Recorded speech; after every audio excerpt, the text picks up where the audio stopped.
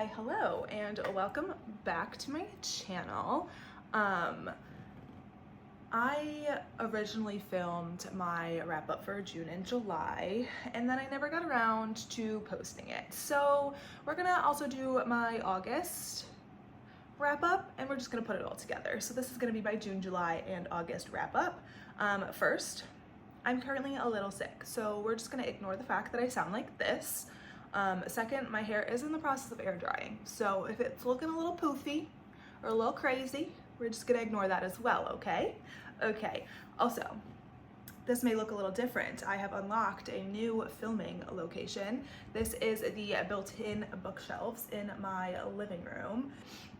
I've decided to move my TBR books out here, and as you can see, I have them in rainbow order. I don't know if I'm gonna fiddle with it and rearrange it a little bit more or not, but this is currently what it's looking like. I really like it. Yeah, I'm going to add in the clips for me filming my June and July wrap up, and then we'll be right back to do August. Hi, hello. Today I'm going to be doing a reading wrap up. I'm going to be doing June and July just because I didn't read a ton of books in June, so I never did one anywhere else. So I just thought I would include it in this one as well. But I read 3 books in June, and then I also read, I believe, 8 books in July. So we're just gonna get into it and start from the first one that I read and move on from there. I do have my iPad with Goodreads pulled up down here so that I can just make sure that I get the ratings for everything correct. So in case you see me looking down, it's just because I'm looking at that. But yeah, so the first book that I read in June was One Dark Window by Rachel Gillig. This was our book club's book for June. Was it for June or was it for May? I don't remember. I believe it was for June.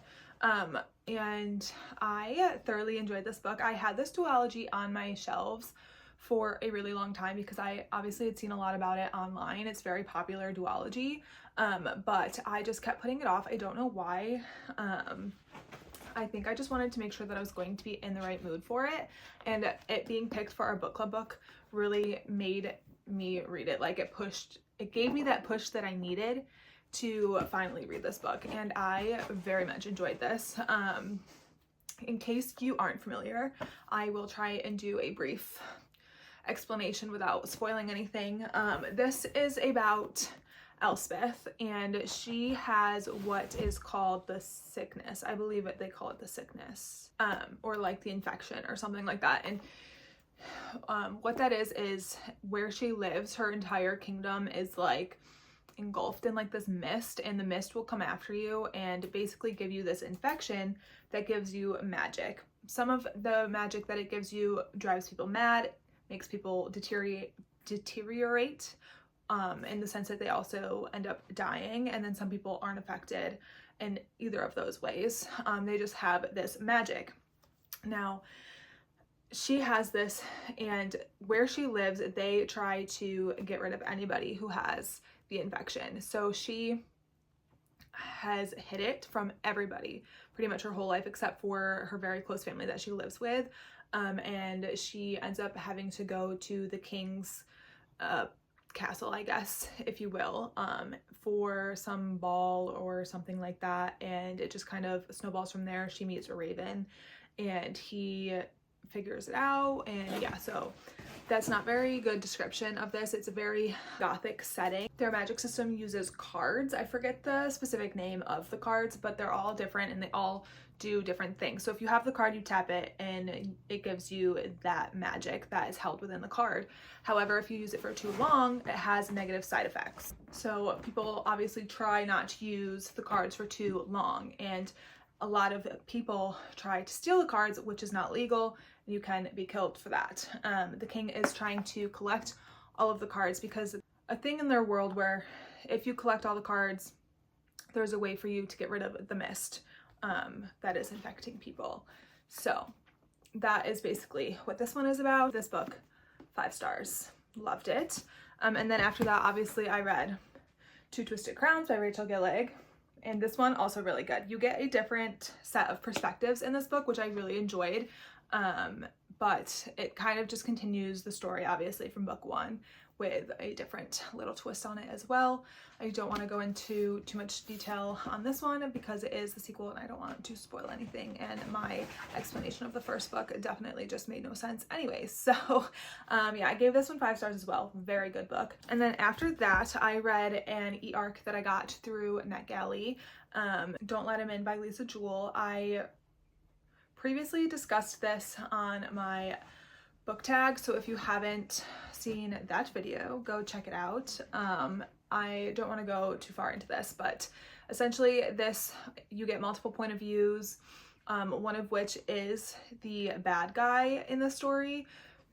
So it kind of takes away, in my opinion, all of the mystery as to what is going to be happening in the story. Sure, there are things that I didn't figure out or weren't obvious to me that happened, or like the way that they happened I didn't guess would happen, but I kind of had a feeling I knew where it was going the whole time, which is fine. I like Lisa Jewell's books because a lot of them are more psychological, not super thrilling, if that makes sense. But this one I feel like didn't really mess with my head as much as some of the other ones that I've read by her do.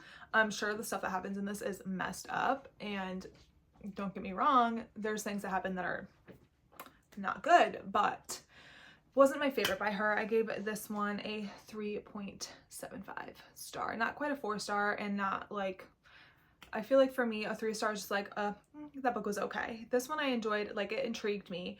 I wanted to know what was going to happen, even though like obviously I had an idea. I was still enticed to pick up the book and read it, so I gave it an extra 0.75 stars for that. Not quite a 4 star for me, but close. Okay, so those are the 3 books that I read in June.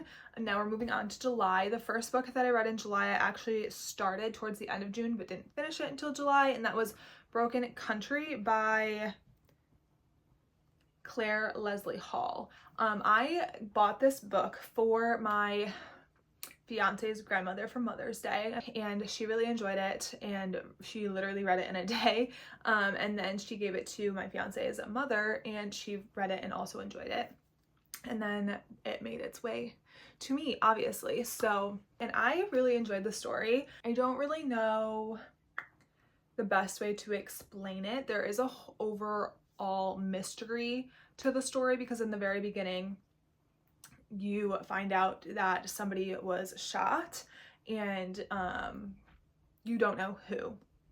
It just says, I think the farmer was shot, and people want to know who did it, but there are a few different farmers in the book. Kind of a past and present timeline, so you get the point of view of the wife in the story, and you get her as a little girl falling in love with someone who lives close to the town that she is from. And so you see the present timeline where in the beginning of the book they're out on the farm and a dog comes and starts attacking their sheep, and one of the farmers, I believe it's her husband's brother, shoots the dog to protect the sheep, obviously, and then this little boy and his dad come running in, and it is the guy from her childhood and his son. So it goes kind of from there. You get present timeline of that after that happens, and you get the past of their relationship when they first met and it building up, and then eventually to what happened to make them not speak anymore. So I really liked this. I gave it a 4 star, and it was a pretty short, quick read, which I enjoyed, and I believe the chapters were short too, which is always a yes for me. And then after that I decided to pick up another book that I knew would likely emotionally destroy me. So I picked up Things We Do for Love by Kristin Hannah. I love Kristin Hannah. Kristin Hannah is probably one of my very top favorite authors. You can see I have all of her books up here that I've read so far, and this one was really drawing me into it lately, so I decided to pick this one up. Essentially this one is about a woman who very much struggles with infertility. So trigger warning, definitely check your trigger warnings. It's very heavily discussed, the infertility in this and her struggling and all that. But you get her kind of point of view. All of her books are written in third person, so you follow her as well as a teenage girl who is from her hometown where she grew up.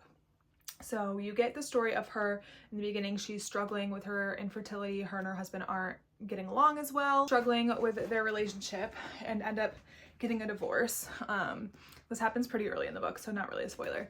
And then her father also recently passed away, and her family owns a restaurant in the town where she's from. So she goes back home after her divorce. She moves back home into like their family's lake house, and she ends up helping out with the restaurant to try and get it back on its feet. And the teenage girl that you get her perspective, I feel like saying her perspective isn't really correct since it's third person, but you follow her as well in flip-flops. And she grew up where her mom was a teen mom, and her mom struggled with that and always was like telling her, make sure you don't do this, like this ruined my life, blah blah blah. And she has never had a great relationship with her mom for that reason. So she works a lot to basically survive because her mom is definitely also an alcoholic. So she ends up getting a job at the restaurant, and that is how the two meet, and the story goes from there. This was very good. I think this has probably made its way towards my top of the list of how I would rank the Kristin Hannah books. Obviously these ones here are like my top 5 favorites, and then these I have stacked least favorite to most favorite after that, and this one is on top of that list. I would say this is a pretty close contender to my top 5. I don't know what it was about this. I had a feeling that I would enjoy this story, especially because a lot of it takes place in the restaurant, and I worked in restaurants for a very long time. There's just something about the way Kristin Hannah writes. I love her writing, and she just makes you feel so deeply for the characters. And this one isn't too long either. A lot of her books are super long. This one is on the shorter side. I believe it was under 400 pages. Yeah, 388 pages, so just under 400 pages, which is, I think, a good length for this type of book. This is more of like a women's fiction, general fiction. But yeah, again, if you're interested in Kristin Hannah books and you've already read her most popular ones, I would definitely give this one a try. This one isn't like super talked about. I don't think I've ever actually seen this mentioned anywhere online, but I am making my way through her backlist, and this is just one that I thought sounded really interesting, so I picked it up, and then I ended up reading it and really enjoying it. I gave this one a 4.75. Not quite a 5-star. I don't remember really what it was about it that I didn't love, to be honest. Maybe the ending, I don't really know, but I thoroughly enjoyed this one and highly recommend this book. Okay, and then after that, I ended up reading another e-arc through NetGalley. Shout out to NetGalley. And I read Not Quite Dead Yet by Holly Jackson. This is her adult thriller debut. All of her other books are YA. If you're not familiar with Holly Jackson, she also wrote the A Good Girl's Guide to Murder trilogy, and it is now a TV show. She also wrote Five Survive and the reappearance of Rachel Price, which I've read all of those books and loved them, and I was very excited when I heard that she was coming out with an adult thriller. And I was super excited that I got the e-arc for this book. I love the cover. It is so cool, and once you read the book, you kind of understand the story. This is essentially about a girl who is in a rut. She's back home living with her parents, and one night they're at I think it was like a Halloween carnival type situation. And she goes home first before her parents or anybody, and she ends up getting whacked in the back of the head multiple times and in the hospital, and she very nearly died. But when she wakes up, they tell her that she has a brain aneurysm, and it's a very bad brain aneurysm, and she likely only has a week left to live. The only other option would be to try and do a surgery to remove a small piece of bone that broke off into her brain, but they had like a maybe 10% chance of her making it out of that surgery. So she decided, hey, I'm actually not going to do that. I'm going to live out the last week of my life and try to figure out who murdered me, because obviously since she is going to end up dying. It's going to be considered a murder. So the story just snowballs from there. There's a lot of things that I didn't see coming, but there's also, I made so many guesses on who I thought it was throughout the story. I did make a guess that I thought it was who it ended up being at one point early on, but then I was like, oh no, I don't know. It might be this person, might be this person. This book was really good. I really enjoyed it. I would say, in my opinion, not too much different than her YA books, because if you're unfamiliar with her stories, they do kind of lean a little bit more on the darker side for YA, in my opinion. I think the only difference with this one really is that the characters were older and there might have been more swearing in the book, if I am remembering correctly. I will say that I really enjoyed our main character. I believe her name was Jet. I loved her. She was very straight to the point about everything and like had a very dry, sarcastic type of humor. I don't know, I love that kind of humor. So I really enjoyed our main character in this book, and I really enjoyed this. I gave it a 4.5 stars. Okay, and then after that, I ended up getting on my audiobook kick again. I have the audiobook, I listen to it now, of Founderside by Robert Jackson Bennett. I've had this book on my shelf for so long, and I bought this book because, one, I thought the cover was really cool, so I picked it up, and then I read the synopsis and it sounded really good to me.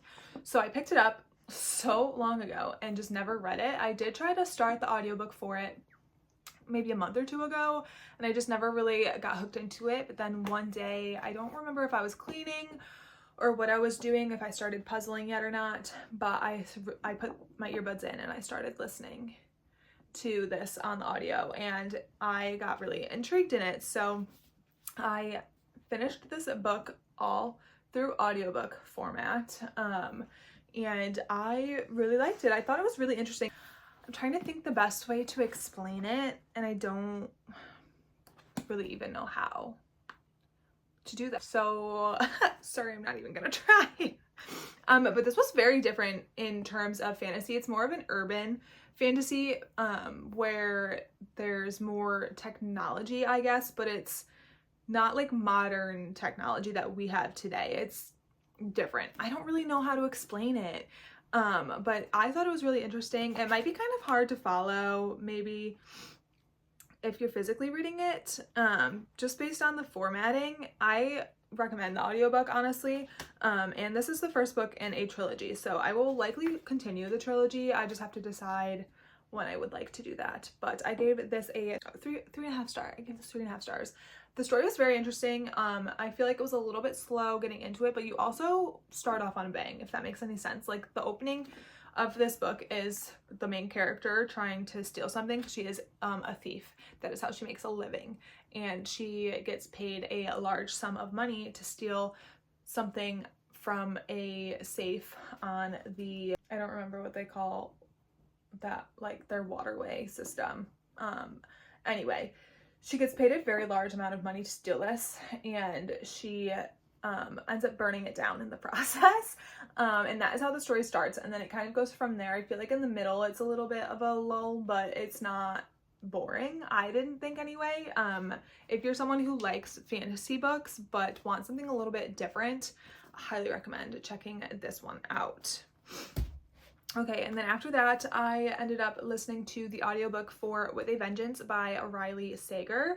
I have read / listened to every other book that Riley Sager has written, and I enjoyed all of his books. I think my least favorite is probably Middle of the Night. I just thought that one was just kind of like meh. And then The House Across the Lake, which is an unpopular opinion for me, I didn't love the twist at the end. I didn't love it, but I really enjoy a lot of his other books. I really like The Last Time I Lied, The Only One Left, Final Girls, The Locked Door. So I was excited still when I saw that he was coming out with this one, and I thought the premise sounded interesting. This is essentially about a girl who lost pretty much her entire family. Her father was accused of being involved in a train explosion, and everything leading up to that train exploding, and he ended up going to jail over it, and then he ended up getting killed in jail, and then her brother died in the train explosion because it was military personnel on the train and her brother was leaving for the military. And then after all that happened, her mom was not doing well and she ended up dying as well.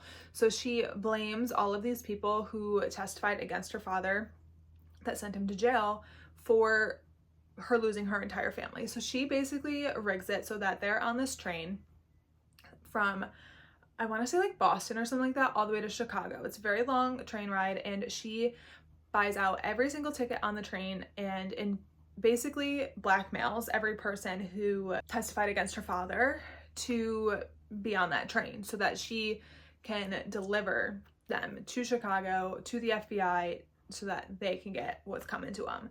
So there's a whole lot that happens on this train. The first night there, somebody ends up dying. Not even like a whole day in. So somebody ends up dying and they're trying to figure out what's going on. I actually really liked this one. I feel like I've seen a few people not love it. I really enjoyed it. I gave it 3.5 stars. It was not the best thing I've ever read. It's hard for me, I feel like, to rate thrillers highly. I don't know what it is. I think I just am too like, oh, whodunit, and I always figure it out. This one though, this one kind of surprised me a little bit. But yeah, so I give this 3.5 stars and I actually really enjoyed it, and I will continue to read his books as he releases them because I like them. Okay, and then after that, I also got an audiobook through Libby for this one as well. This one is another one that's been on my TBR for a while. And the audiobook really pushed me to get it read because I was on an audiobook puzzling kick. I was doing my puzzles and I was listening to my audiobooks. So I read Debbie Drake Starts Over by Linda Holmes. This is a little shorty. I got this, I think, from a library sale or something, a used bookstore, I'm not really sure. This is essentially about a woman who is not happy in her marriage. In the very beginning of the book, you find out she's not happy in her marriage and she decides to leave her husband. And as she is literally packing her car to leave him, she gets a phone call that he was in a car accident and he ends up dying. So she feels guilty basically this entire time because nobody knew that she was planning to leave her husband. So they're like, oh, she's mourning, blah, blah, blah. And she feels guilty because she's not mourning. She obviously didn't want him dead, but he wasn't a very nice man to her. So she was planning to leave him and he ended up dying. And now she's has to deal with all these people who basically idolized him because he was a doctor in their town. And she really only feels comfortable with her best friend, her childhood best friend, who has a friend who is looking to get away from New York City. This is set in Maine, by the way, in case you didn't catch on with the lobsters. And his friend is trying to get away from the city. He is a Yankees baseball player and he ends up renting the apartment above the house that Evie lives in. And it is kind of just the story about them dealing with their separate things that they struggle with and also becoming very good friends. And yeah, this is kind of a romance. I don't know if kind of is the right word. This is definitely a romance book. There is a little bit of spice in this. I thought this was pretty good. I gave it 3 stars. Nothing spectacular in my opinion in terms of a romance book. I did enjoy it, but it wasn't my absolute favorite thing ever. Okay, next up we read People We Meet on Vacation by Emily Henry. This is one of the few Emily Henry books left for me to read. Now I only have Great Big Beautiful Life left. This book, I thoroughly enjoyed this. I was having a great time. I don't know why people hate on this book so much. I don't want to say hate. They just don't love it as much as their other books, but I did. I gave this 4.75 stars. So this was so good. I loved Alex and Poppy and I loved their relationship and I loved the tension. And sure, if they would have just had a conversation, this whole thing could have been avoided. However, I understand when you have someone who is your best friend and they're the only person who really gets you and the only person that you are 100% yourself with, telling them something that could potentially ruin that is scary. And I get that. So I understand where this all went, and I really enjoyed this book.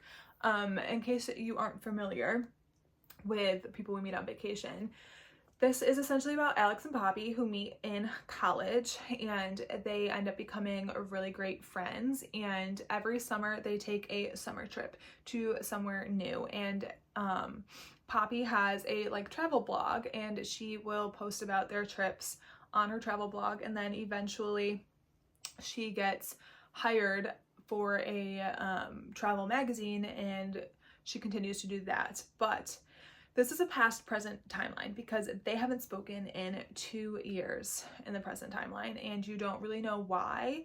So this basically shows past summers of their trips, and then this summer of a new trip that she convinced him to go on after reaching back out to him after 2 years of barely speaking to each other. And I really liked it, you guys. Why do people not like this book? Why do people not like this? I'm really excited for the movie. I'm hoping it'll be really good. Okay, and then last but not least, the last book that I read in July was our July's book club book, and that is Vicious by V.E. Schwab. Again, very different premise to a fantasy book that I have ever read. The only other V.E. Schwab book that I read was The Invisible Life of Addie LaRue, and I read that, I don't know, it has to be maybe 3-4 years ago. I read that book a long time ago, and I didn't love it. I thought that it was kind of boring up until the second half. I would like to maybe try it again at some point and see if I feel differently now, but I wanted to give her another chance because so many people love her books. And this one is basically about superheroes. So you get 2 characters, Eli and Victor, who meet in college, I believe, and they have to do a thesis study, essentially. I think was it a thesis? I think it was a thesis on different topics for one of their classes that they're in together. And Eli decides he wants to do his on EOs, which are extraordinaries, which are essentially people with powers. So think Fantastic Four. That's what I was thinking in my brain. Fantastic Four, people who can do things unexplainedly. So he decides he wants to do his on EOs because he actually thinks that there might be something that would explain how people get these powers. And sure enough, they figured out him, because Victor also kind of starts looking into it with Eli, and they discover that there is a combination of things mixed with a near-death experience that when people come back, they have these special abilities. And they decide, hey, let's test it out on ourselves. So, and then Victor ends up in jail for 10 years, and then he breaks out of jail, and then he's coming for Eli, and that's what the story is about.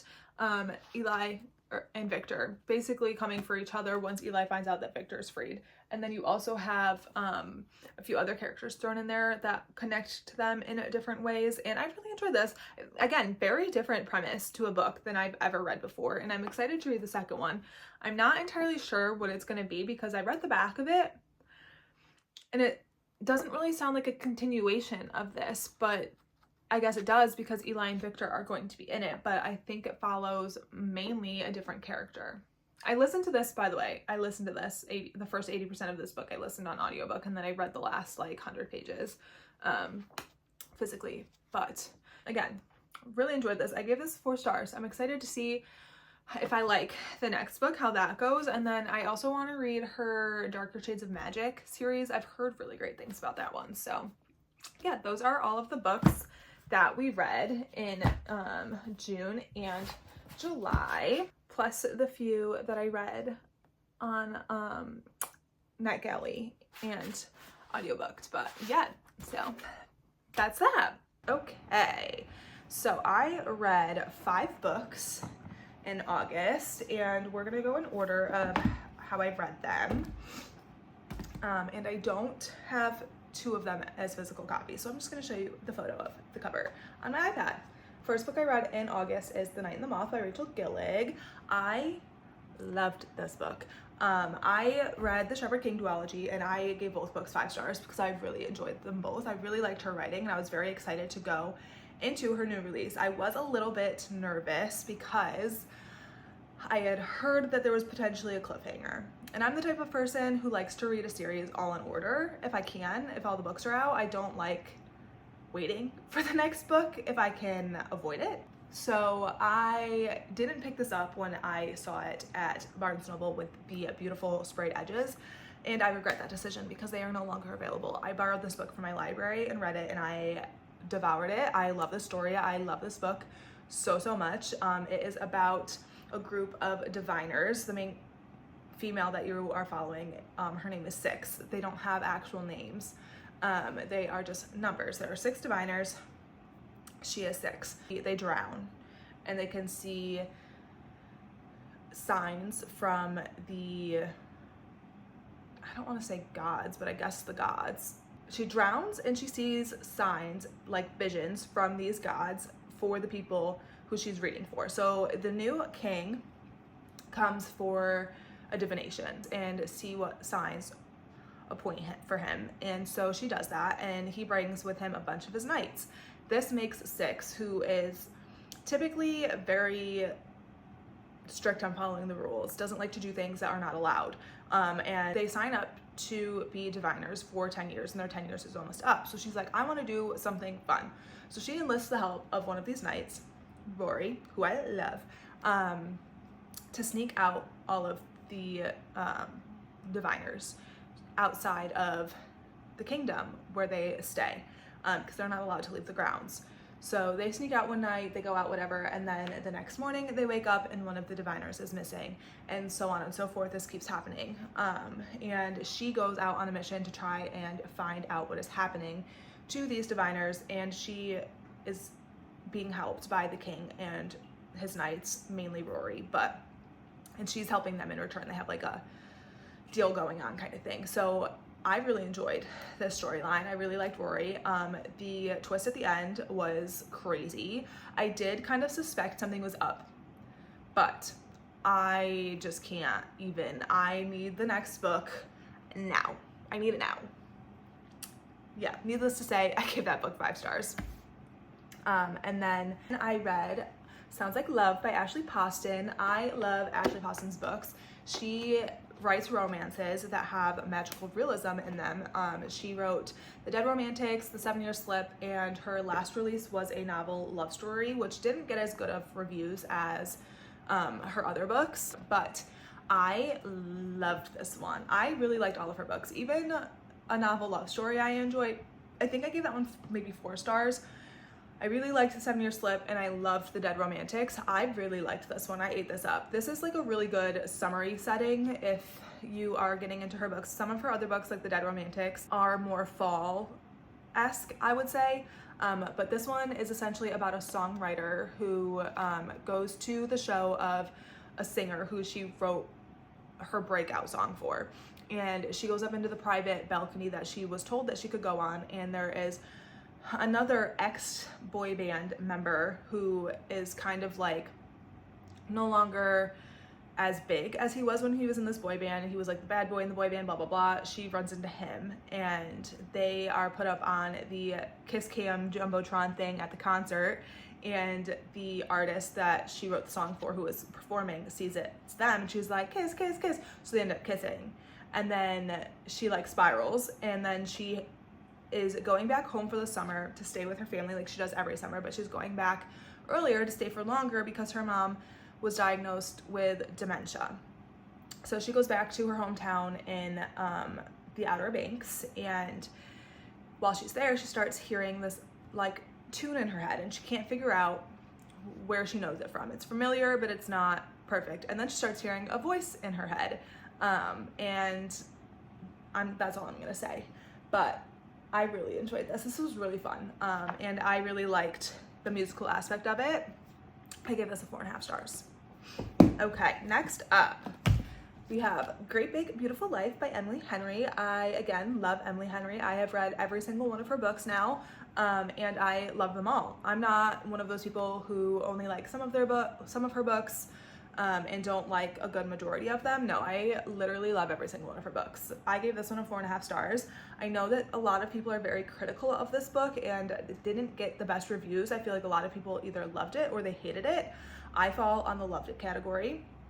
I really liked both timelines. I will say that I kind of dual dual read this. I listened to the audiobook for a good majority of it, but I did also physically read it, and there was a point at the end where I was immersive reading it, which means I was listening to the audiobook and reading along in the physical book at the same time.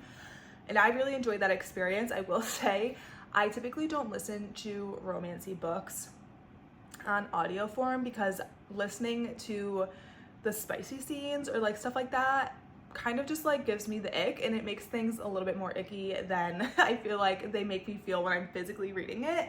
And there was a decent amount of spice in this one. I feel like her books sometimes don't always have a lot of spice in them. This one was a little bit more on the spicier side, if I'm remembering correctly. But I really like this. I was very intrigued by the romance as well as Alice's storyline, and I also really liked Margaret's storyline. The kind of like reveal at the end of the book with Margaret's story, did not expect that at all. Like, I would have never in a million years guessed that that was going to happen, and I love that. I love that that caught me by surprise. But yeah, so I really enjoyed this. This one is about a writer, and she tracks down this old socialite, if you will. She was very big when her parents were younger, and her dad, who was also a writer, was very big into her life and her life with her husband who had passed away, and her dad has passed away. So she has tracked down Margaret, and she reached out to Margaret a bunch of times, basically like, I would love to write a biography for you, blah, blah, blah, tell your story. If there's something you're interested in, let me know. And so she eventually says, yes, okay, come on out. And then when she gets there, there's also another writer who shows up, and his name is Hayden. And Hayden is a much more critically acclaimed, if you will, writer. He wrote a very popular biography for a different person who was famous, and he shows up, and essentially Margaret is doing a month trial where they both get to interview her, and she will decide who gets to write her book. So while that is all happening, Alice and Hayden end up spending some more time together and not talking about what's going on with Margaret. They're like, we can spend time together, but we cannot talk about anything to do with Margaret, because Hayden doesn't want to give anything away, I guess. He's very competitive and he wants this job, so he doesn't want to talk about it. So they grow a friendship, and then obviously they fall in love because it's a romance. But so while they are going about their days interviewing Margaret, they spend time together and they learn about each other and all that. So I really liked both timelines. I will say that I feel like I would have liked a little bit more with Hayden and Alice. That is probably my only critique. I wish that we got a little bit more of them, but overall I really enjoyed it. I gave this a 4.5 stars as well. Okay, so next I listened to The Thursday Murder Club by Richard Osman. I mainly listened to this because I went up to my camp for a week and my cousin was reading it, and I discovered that it was turning into a movie on Netflix. And I'm the type of person who cannot watch a movie or TV show that's based on a book without reading the book first. For example, I have Tell Me Lies somewhere in here, and I have been meaning to read it since the show originally came out so that I could watch the show, because everybody says the show is amazing. Have I read it yet? No, but I need to so I can watch the show. Anywho, besides the point. So I said, oh, let me see if I can get the audiobook. So I got the audiobook through Libby and I listened to that. And I will say, I liked it, but it wasn't my favorite story ever. I gave it a 3.5 stars. I thought it was good, but it wasn't like super intriguing where I needed to keep listening constantly to find out what was going to happen. But it was an okay murder mystery in my opinion. I didn't find it to be anything spectacular. However, I did also watch the movie, and I think that they did a pretty good job with it. There are some details that are different that I would have preferred they didn't change, but I feel like you'll have that with pretty much any book to movie or show adaptation. So the movie was good too. I would recommend it if you have read the book or if you just want to watch the movie. Not the end of the world. They're pretty much the same storyline. Anyways, yeah, so I gave that one 3.5 stars. And then last but not least, for the month of August, I read Accomplice to the Villain by Hannah Nicole Mayer. This is the third book in the Assistant to the Villain series. I know that there is going to be another one because the cliffhanger at the end of this book, you're joking. You're literally joking, the cliffhanger. But there's gonna be at least one more. I don't know how many books total in the series, but as of right now, I just know there will be another one after this. I love this series. I love the villain. I love Evie, who is our main female character. I love them. And I love all of the side characters, and this is just, I love this so much. I feel like not a lot happens majority of this book. However, I love these characters in this world so much that I don't even care. I could read hundreds and hundreds and hundreds and hundreds of pages of them literally doing nothing and just interacting because, yes, please, give me that. In case you don't know, The Assistant to the Villain series is about Evie, who grows up in this kingdom thinking that her mom, I don't know if she thinks her mom died or if she just left, and her brother also died, and he was killed by their mother by like some chance magic accident. So she grew up with just her father and her little sister, and she was essentially a mother figure to her little sister her whole life, and she has worked to provide for her family for as long as she can remember, because her father is also sick with this thing in the kingdom called the mystic illness. And so she is going to try and find a new job because she got fired from the one that she was working, and she ended up giving the job that she was proposed to somebody else who she thought needed it more than her. And then on her travels back to her house, she runs into the villain, and he hires her on the spot. So then she goes to work as his assistant in his manor, and things just kind of snowball from there. It's so good. There's so much to this story, and I can't wait to see where it goes. I haven't annotated it yet, but you can kind of see where I like dog-eared some pages. I don't know if you're gonna be able to see that, where I dog-eared some pages, and I have to go back through and annotate it, but I have to do that with the whole series. I just dog-eared them, but I love this book. I gave this a 4.25. It wasn't quite a 4.5 for me. I didn't love it as much as